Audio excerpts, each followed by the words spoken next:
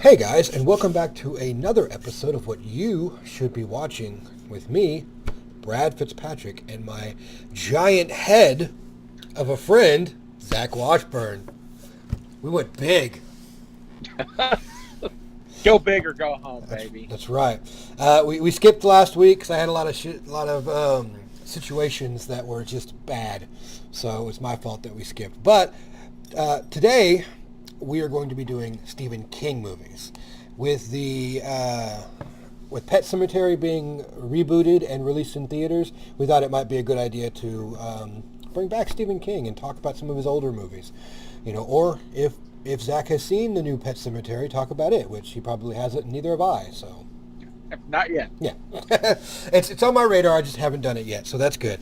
But but we're going to talk about all the older movies as well as the top five that of Stephen King movies that we like. I'll tell you right now, I don't really have a list. I've been just it's been a terrible couple of weeks for me, so we're going to depend wholly on Zach, and then when it comes to my turn, I'm just going to talk about Stephen King, and we'll go that route. Sound good? That'll work. That'll work. Okay. But first off, how was your week, Zach? It was good. Fantastic. It was good. It was better than Brad's, Yeah. everybody. I mean, it had to be. But but all right then, we'll jump right into it then. Zach, what is your number five Stephen King movie? Number 5 is Dolores Claiborne. Ooh, good choice. Very good choice. Love Dolores Claiborne. Love Kathy Bates. Hmm. Great film. Not one of his better known movies, I don't think, Mhm. but I thought it did really well. I mean, Kathy Bates alone, like she still has a lot of star power now, but during that time, that was her big, like almost boom of acting career for that, and Yeah. not his and not the only Stephen King movie that she was in. No. Of course, Misery was her, big time fan. She got Yep. the Academy Award for that. Yes, she Dolores did. Claiborne was actually done, a few years after that, not Mhm. really right after. Nope.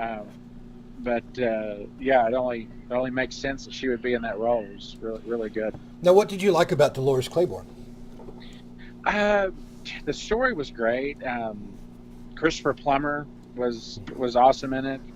Um, I I like the I like the darkness of the story. It was one of those. It was one of those Stephen King ones that was real. It was like Misery. It could happen, and stories like that do happen, and it was that's what's scary about it. I mean, if you've ever read Stephen King, which I have extensively, he does kind of go like a lot of his older books are really things that could happen, Hmm. and then like a lot of his like newer books are like things that couldn't really happen but are like very like vague that they Yeah. could be, Right. which is really interesting. Yeah. Um, Stephen King really does have really two separate sides when he writes stuff. It's either really supernatural mhm. or very very real. Yeah, like and very like some of his stuff like even like religious almost Yeah. or anti-religion as he puts it. Yeah. And he Yeah. can do both. Yeah. That's a good choice. Dolores Claiborne, good number five. What about your number four? Where's your Number 4 is Needful Things. Oh, I was actually just thinking about that one myself. Yeah. One of my favorites, honestly. Such a good movie, good book, but really good movie. Yeah. Max von Sydow, J.T. Walsh, and I love J.T. Walsh. Mhm. He's one of my all-time favorite supporting actors. Of course, Ed Harris. The cast alone is worth the watch. Yeah. But if anyone hadn't seen it, it's the story of the devil basically coming to a little town called Castle Rock, which is Stephen King's alma mater, Yeah, that's and right. opens up a little antique store. And he doesn't take money for his possessions. He takes trade and doing little mischievous things, kind of like selling your soul, and things run amok. And that's basically the premise of it. Again, I don't think it's really one of his more well-known movies, but It's one of my all-time favorites. I mean, I don't know. Like if you're an avid Stephen King fan, like not even Sure. really avid, but like almost avid, like you would know about it because it is really Yeah. probably one of its better ones. Well, any avid Stephen King person is going to know about all these, but if you're just the average movie watcher, looking for a good Stephen King movie, you might not have heard about it. Right. Yeah. That's very true. But like, I really love not only the fact that the movie is done so well, but so many people have tried to like almost mimic the idea Yeah. in a way. And There's like, there's a really good episode in Rick and Morty with that. If Yeah. you'll remember, that was great. and it's always fun to see people like kind of like do those homages to like Stephen King or any other writers that are out there. Yeah. I think that's fantastic. It's good number 4. I remember watching that a long time ago with my dad. It was really, really nice, like a bonding period with him because he's a big Stephen King person. He's actually the one who got me started on Stephen King. Awesome. Good. What is your number 3 Stephen King Number movie? 3 is probably one of the most famous of his, but it is number 3 on my list, but still great. The Shining. Oh, yeah. Now, did you see you're obviously showing the Kubrick version, Yeah. but did you ever see the remake? I saw, no, not the one you're thinking of. I saw the TV version. I saw the first part of it, and I didn't like it. I never saw the remake. You have said before in one of our previous episodes that it was good, worth watching. Oh yes, like it was so close. It was closer to the book than the original. I mean, Shining was. Though, don't get me wrong, that Shining is probably the quintessential of any horror movie, even to date, plays so much homage to that movie. It's great. I mean, It's definitely quintessential Kubrick. yeah, and if you go into it, Kubrick didn't want to make a horror movie. Right. That's not what he was trying to do. Which is kind of it was kind of funny. But like the movie has such iconic scenes, as well as Red Rum, which everybody seems to know about. Yes. But still, like, and it's to this day the reason why Shelley Duvall stopped acting. She stopped acting after that? Yes, she Didn't couldn't she do it anymore. Popeye after that, or was it before? Popeye was way before. What? Yes. Shelley Duvall had such a hard time with Stanley Kubrick and Jack Nicholson that she could not go on acting. No, that I didn't. That I did not know. Yeah. Specifically Kubrick. Kubrick had a really bad time. Yeah, With her. I've heard he is difficult director to work with anyway, but I guess but in order to get those shots of her, being in distress, Yeah. he messed with her a lot. Oh yeah, he pushed her to the limit. Yeah. And that was it. That was it. So number I don't 3. know. I don't know, Brad. I think Popeye was after it. Shining No. was in the late 70s, right? No, Popeye was first. Was Shining in the late 70s? Shining. Popeye was done in like 1980 something. Shining was done 1980. It released in 1980. And when was Popeye? Okay, let me look it up. Movie. Boop, boop, boop. It was also released in 1980. Okay, well I think Shining was first though. Okay. Let's look. Which? Okay. Wait, she did not. Okay, no, I know you're wrong now. Why? She was in Roxanne, so she didn't leave acting altogether. She did at least one more film. You remember Roxanne with Steve Martin? Right. You're right. I'm looking it up now. Okay, let's see. Sorry, folks. The brief intermission. Yeah, I mean- just proved that I'm right. Yeah, I mean that's fine.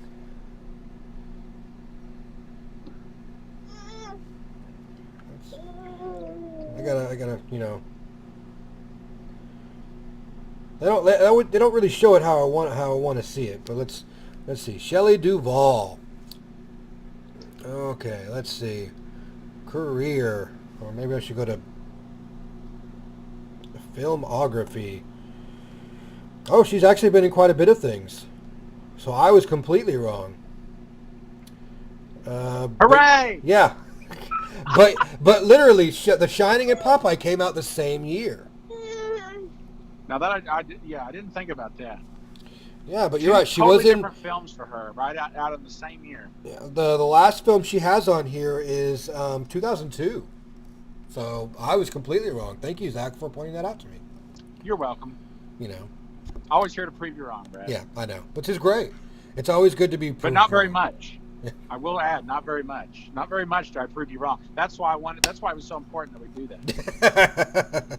It's okay. I still love you, Zach. Thanks. So good number 3 and prove me wrong for 1. What is your number 2? Number 2, we mentioned it already. Misery. Misery. Good choice. Very good choice. Like I still feel that that's probably one of her best movies to date. Oh, in by my far, opinion. it's her best movie, in my opinion. Yeah, definitely. It let her, I don't know, be different than who she has played before. Yeah. You know, and anytime that I had a conversation with a guy at work today about actors that change who they are, like so much in one role, are just amazing. The person who I brought up was like Robin Williams, right? Robin Williams, this go-lucky, funny guy, and then you watch him in 1 hour photo, and you're like, what? Yeah, that was great. Oh man, talk about That's a great role for him. Yeah. But I mean, like that's the same thing with her though. Kathy Bates, like it really at that point, like she had never played that type of character before, and it really like blossomed almost in her hands. It really showed her depth as an actress at that point, you know. And it was just fantastic to watch. Oh, it definitely put her on the map. Oh yes, and it became such an iconic telling of a story of just how, you know, people can be. Yeah. Because as you said before, it could happen. Oh yeah, and that was, of course, actually based off a real event in Stephen King's life, where a fanatical fan was getting a little too, a little too intimate, and really scared him. I mean, like, and it's funny when you look at a lot of Stephen King stuff, a lot of it is based on things that happened in his life. It is, yes. Which is kind of cool. Yeah, it is. For a writer that can spin like Pet Sematary, as we were talking about, like a cat going feral and him thinking, I wonder. Yeah. Right. Or like what they showed in Family Guy at one point in time. Stephen King, do you have a new book for us? He's like, Scary Lamp Monster. Scary Lamp. and he could probably pull it off. You know, he could probably pull it off. Yeah, probably. You know, I'm just saying. If anyone could. But good number 2. Very good number 2. Now, drum roll for your number 1. What's your number 1? Number 1 is the great Shawshank Redemption. I knew it. Didn't I know it? Brad actually called that before we started the video. He asked if that was going to be on my list. Yep. I didn't tell him. I know he didn't. No, he didn't. But he called it. I did. It's such a... And you really think about it, like... really one of his most down-to-earth... Yeah. It's not. There's nothing scary really about it. I mean, think about it. It is kind of scary being, wrongly accused for something, having to go to prison for, 20 years. But it is, like you said, more down to earth kind of story about redemption. And and which is kind of funny because most people don't realize that is a Stephen King story. And a short story at that. Yeah. I mean, yeah. Like most people are like, oh, Stephen King's such a horror writer. He's got all these things, and people are like, hey, you know Shawshank Redemption, right? Right. That was Stephen King? Mm-hmm. I didn't know that. Yeah. Good movie, though. Good movie. Morgan Freeman, like, I think that was almost really one of his most iconic roles. That really Pretty much. kind of... It's what kind of labeled and stereotyped him as the great narrator. You know, That is true. that movie too. Yeah. I mean, come on. That's fantastic. Yeah. Very good. Very good top five, Zach. Thank you. You brought some really interesting ones out there. Now, considering as how I said I did not have a list, I wanted to talk about some almost obscure Stephen King movies Okay. that I really, really enjoy. I'll leave It out because, you know, it's great, but people have already seen the remake. Hopefully, if you haven't seen the remake, I would advise you to because it's really good. It is good. First part is fantastic. As well as, you know, Pet Sematary. We'll leave the original Pet Sematary out too because if you haven't seen that, still gives me goosebumps to this day. Very, very scary movie. And what I'm hearing is from the new movie is just as scary. Yeah. I heard it's probably one of the best work that's come out in a little while for horror that isn't, you know, done by, what's that? Oh, man, now I'm going to draw a blank. The Conjuring guy. That's what I'm thinking. Thank you. So let's think of. I have read pretty much all of Stephen King's older books. I haven't got a chance to read any of the newer books because work and everything else, but I always want to get back into it. But I want to talk about his. We'll start with a makeshift list then. Number 5, the Dark Tower series. The movie recently just came out, which was, in my opinion, not connected to the book whatsoever. Yeah. The movie was good. It was entertaining. Should not have been, like, anywhere near connected to the book. That's like, hey, I'm going to make M&Ms, and you, like, put candy coating inside the chocolate because you mess it up so badly.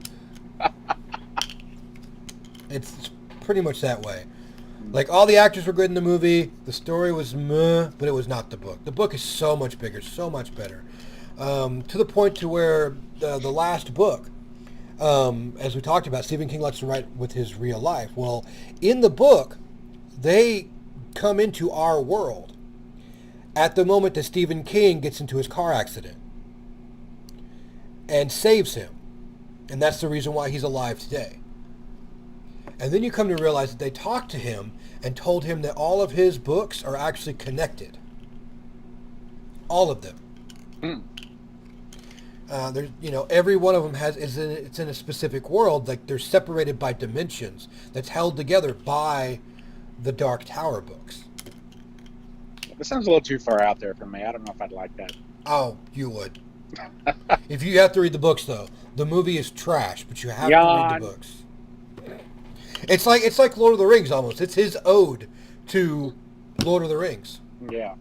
Except with, you know, cowboys. Right. It's true. They're like cowboy knights. So, I mean, it's fantastic. The movie, not so much. You can go see it if you want to, but the books alone are great. And on that same note, number 4, iconic movie, Running Man. Oh, I love The Running Man. Yes. Yeah. Great. Most people don't realize that's by Stephen King either. Richard Bachman. Mm-hmm. Well, that's his pseudonym. Yeah. Okay? But Yeah. Stephen King is Richard Bachman, if you Right. don't know.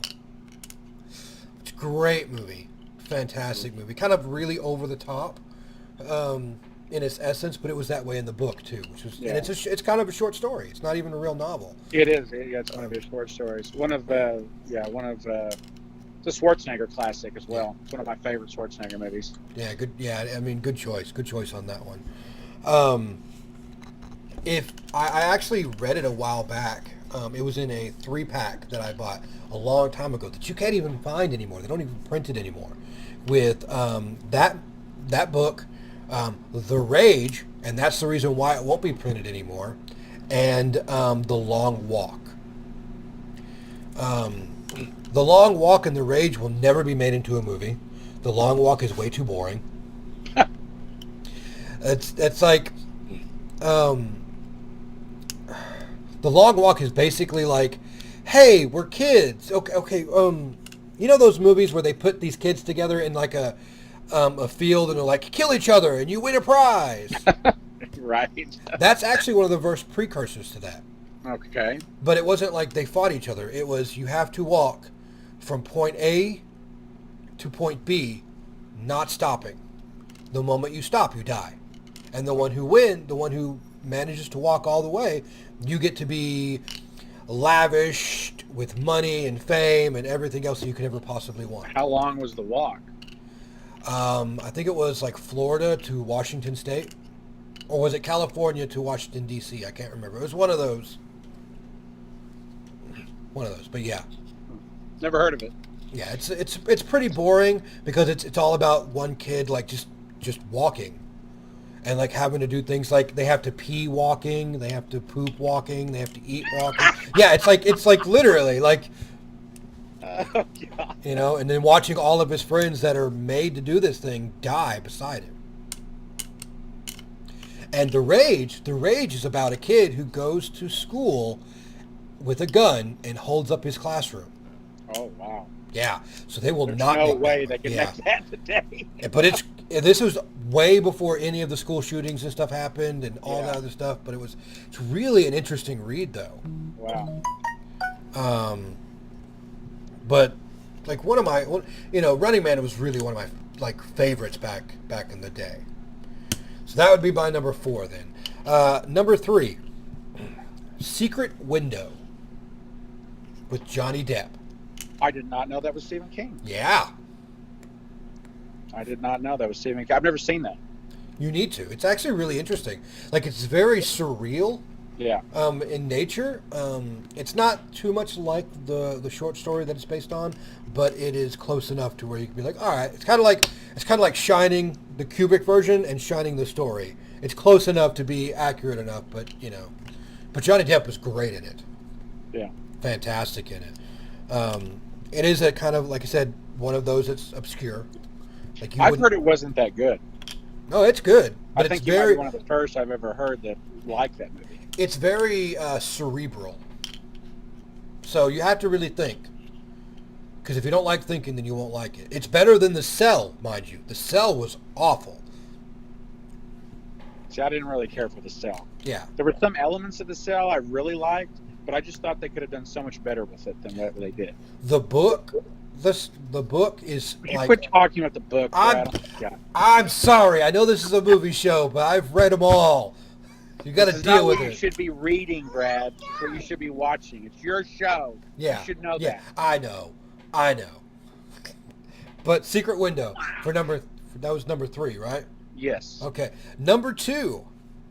I'm going to go with 1408. I remember 1408. Yeah. Didn't like You didn't like it? John I thought it was- Cusack. Yeah, I loved it. I thought it was fantastic. Very good What ghost story. What was my problem with that? I think it was too confusing. It was either too confusing or too boring. How is it confusing? Okay, it wasn't confusing then. It was the boring. It wasn't boring either. Yeah, it was very boring. I remember. I did not like that at all. Let me guess. I should read the book. It's a short story. You could get done with it. It's really good, and it's really close. On a side note, we're gonna say right here, if I was gonna take that one out, I would put in Maximum Overdrive. I love Maximum Overdrive. You know what? I knew that was Stephen King, but I forget. Yeah. I think out of all the writers, Stephen King is one of those that has done so much that if you say something, people go the most. I didn't know that was Stephen King. True, honestly. Yeah. Because they do the oh, he's horror. Wait, what? He wrote Shawshank Redemption? Right. Yeah. And it's just and it keeps, that's just kind of the way he does. I mean, there's so many others like Thinner, Christine, 1922, which just recently came out. Gerald's Game, which recently came out. Children of the Corn is Stephen King. Yeah. Carrie, which is not on my list. But It's okay. Still a great movie. Still a great movie.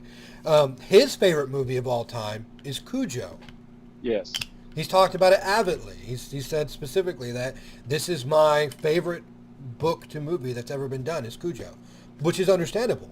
Another movie that could happen, Sure. dog with rabies goes, crazy. Yeah. Very scary. All right, but my number one that's on this list, okay, of the Stephen King movies that I absolutely adore, The Green Mile. Okay. Okay. Exactly what he said. Yeah, he's joining me. When I first saw The Green Mile in theaters, I was a little disappointed. I thought the ending was a little far-fetched when you find out, what had happened and what, but I've later watched it again and I liked it a lot more now that I knew, if that makes sense, and appreciated it a lot more. But yeah, Green Mile is a great play. And even better when you come to realize how it was written first. I mean, okay. It comes in it's almost like he wrote every chapter as a single book. Yeah. But I mean, the acting in The Green Mile is just probably some of my favorite. That's great. So good. Michael Clark Duncan, he's, that really put him on the map too. I mean, he hadn't really done a lot. I mean, he'd done odds and ends, but until then, I don't really think anyone really kind of knew who he was. Right, and I think he actually passed away. He did. Yeah, it's very sad. Yeah, which is, he was so good. And lots of good honorable mentions that I've got that's pulled up here. Like old school, The Mangler. Did you ever see The Mangler? I have seen it. Robert Englund. Yes. Yeah. So good. That was good. Firestarter, one of my very first Stephen King movies I ever watched. Drew Barrymore, yeah. Any of the Creep shows, because he co-wrote several stories in Creep Show, which they're trying to bring back. They are, yeah. Sometimes They Come Back, which was a real weird sort of, movie. Yeah, just things like that. I have an honorable mention. Please. Mine is The Cat's Eye. Ooh, good choice. Yeah, love The Cat's Eye. It's a little collection of little short stories they put together. Really liked James Woods and what's the guy's name from Airplane and Spaceballs that was in the Leslie Nielsen. No. The pilot, the guy that was the guy that saved them all, the star of Airplane. Oh yeah, I can't remember his name. Yeah, anyway, he's in it, and of course Drew Barrymore, and love The Cat's Eye. That's good. Very, very well done. I could sit and actually talk about Stephen King, but it'd probably be about the books, and nobody wants to hear me talk about books. I know I give you a hard time, Brad, but you can't really talk about Stephen King without mentioning his books. I mean, that is what he's known for. Yeah, pretty much. I'm just giving you a hard time. I know, and you should read some. I know as we get older, it's kind of hard with technology. No, it was hard for me before. It was hard for me when all we had was books. I did my first book report in the 6th grade on The Stand, which another good honorable mention for TV movie, The Stand. Very well done. Yeah, I love The Stand. But I did that, and my teacher was like, "Why did you do a book report on The Stand?" I was like, "You said I could do a book report on whatever I wanted." Yeah. And I read it. It's like, why the hell are you reading that? I think when I did my first book report, that's why I didn't want to read anymore. Because I was forced to read, and and that's the problem. Specifically in school, I had a very when I first started reading and we did book reports, the teacher was very liberal, and that's the reason why I got to read what I wanted, because she was like, I want you to do a book report, but I want you to do it on a book that you want to read, because if I give you a book to read, you're not going to like it because you're going to be forced to read it. But if you could do a book report on something that you like, you're probably going to like reading more, which is kind of what happened at that point. I wish that's what happened to me, because I never had teachers like that. That's a good teacher, because I have read a few books. I mean, I'm not I'm not totally illiterate. I like reading to other people. Okay, to everyone else out there, since Brad's going to make fun of me, I like reading to other people. Okay. There are a few books I have read that I do enjoy. You know, children's books to your Curious kids. George. Green Eggs and Ham. No. But during that time was great to push me to read. After that, when I went on to do other book reports, hated it. I still say to this day that my least favorite book that I've ever read in my entire life is To Kill a Mockingbird. Hated it because I was made to do a book report on it, and I couldn't get into the book at all, and I just couldn't at all. Yeah. Everybody's like, "Oh, it's such a great book." No. It's a good movie. It is a good movie. You don't like it? Yeah, it just ruined me. The book ruined me. And I was just like, God, this is... Let me ask you a question, Brad. Is there a Stephen King book you've read where you like the movie better? That's a great question. Thank you. Oh, man. I'm going to say no. I don't think so. Yeah. Like, some of them come really close. Yeah. How about any author where you read a book but liked the movie better? Now, there's certain things that I like better in the movies. Yeah. But I wouldn't say as a whole. Sure. Like, Dean Koontz, right? Odd Thomas. Okay. The book is amazing. So fantastic. And they really nailed it with the movie.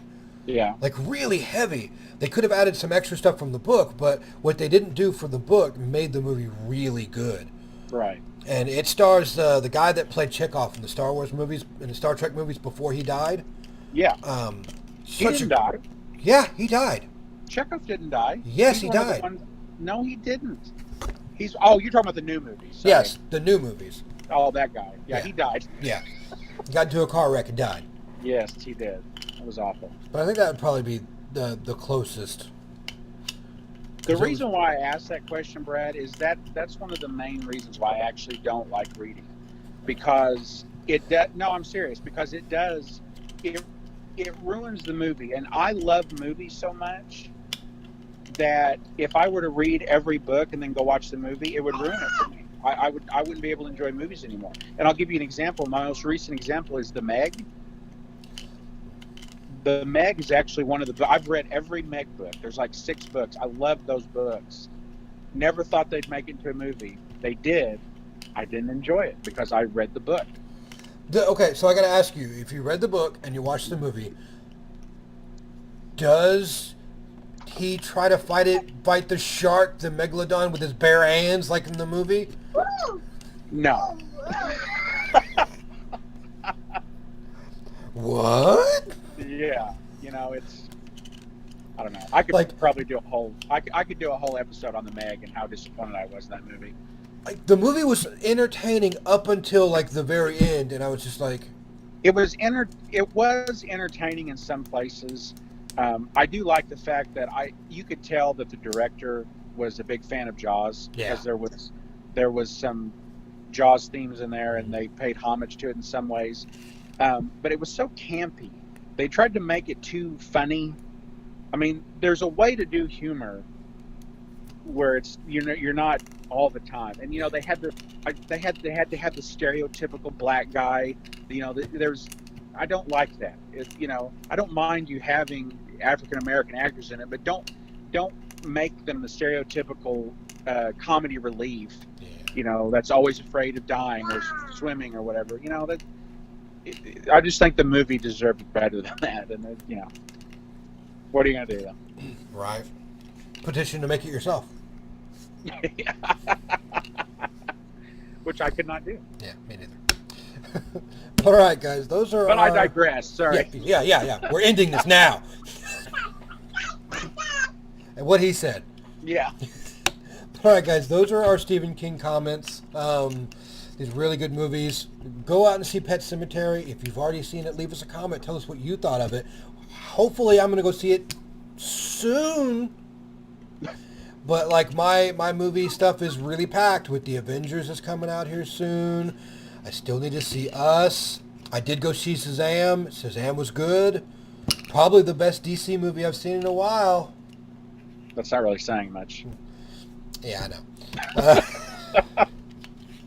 But all right, guys. Zach, is there anything that you would like to say at the end?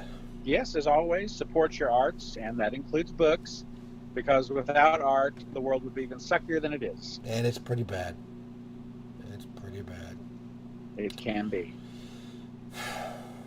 But all right, guys. Always remember to be kind to each other. And we'll see you next time.